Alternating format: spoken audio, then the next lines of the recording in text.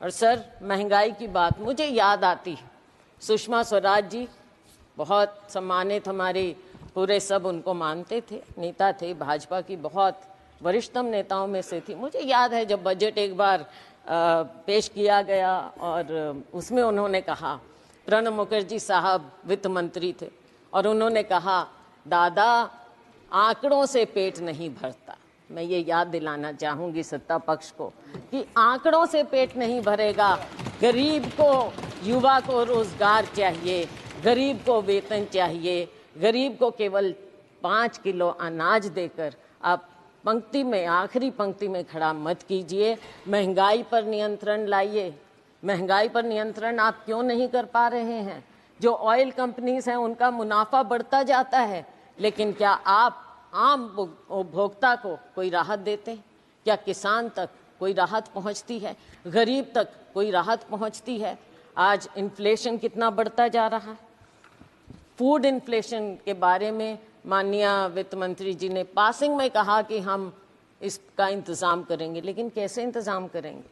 दाल, आपके सब्जियां सब इतनी महंगी होती जा रही हैं। क्या अनाज केवल एक है? केवल अनाज? क्या गरीब आदमी सब्जी या कुछ नहीं खाए, प्याज नहीं खाए, आलू नहीं खाए, कोई सब्जी नहीं खाए, वो उस तक पहुंचता नहीं? पहुंचता है तो कितना महंगा मिलता है। वित्त मंत्री प्याज नहीं खाती है। चलो वो तो अपने अपने खाने का अलग टेस्ट है, वो कोई बात नहीं, लेकिन गरीब आदमी तो प्याज और आलू खाता है ना, उसको तो कुछ और नहीं मिलता। ये नाउम्मीदी का पुलंदा है और शुक्र तो इस बात का है कि इंसान इसमें भी जिंदा है इस समय।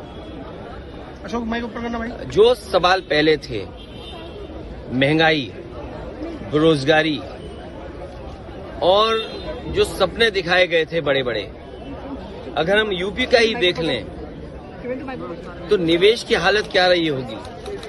और जो बातें आंकड़ों के हिसाब से बड़ी बड़ी कही जाती हैं, जो इनके प्रोजेक्ट चल रहे होंगे, वो प्रोजेक्ट कोई समय पर पूरा नहीं हुआ है इनका। अब मान लीजिए सरकार बचानी है तो अच्छी बात है कि बिहार को, आंध्र प्रदेश को कुछ विशेष पैकेज या विशेष योजनाओं से जोड़ा गया है, लेकिन उत्तर प्रदेश जैसा प्रदेश जो प्रधानमंत्री देता है, क्या वहां के किसान के लिए कुछ बड़े फैसले हैं? किसान की फसल की पैदावार, उसकी कीमत के लिए क्या कोई इंतजाम है?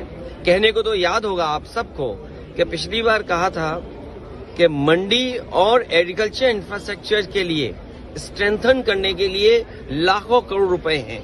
अगर वो इंफ्रास्ट्रक्चर स्ट्रेंथन हुआ था तो इसका मतलब किसान की आय दोगुनी होनी चाहिए या किसान की आय बढ़नी चाहिए थी, वो तो नहीं बढ़ी। तो किसान के साथ संकट पैदा किया इन्होंने।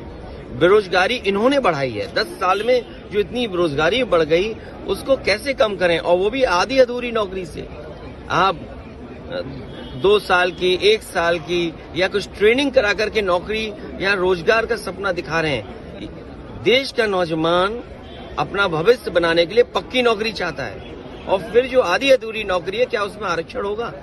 क्योंकि सरकार तो पीठ थपथपा रही है कि 10 लाख से 20 लाख मुद्रा लोन कर दिया और युवाओं के लिए इंटर्नशिप। मैं आपसे कह रहा हूं कि इंटर्नशिप परमानेंट नौकरी नहीं है।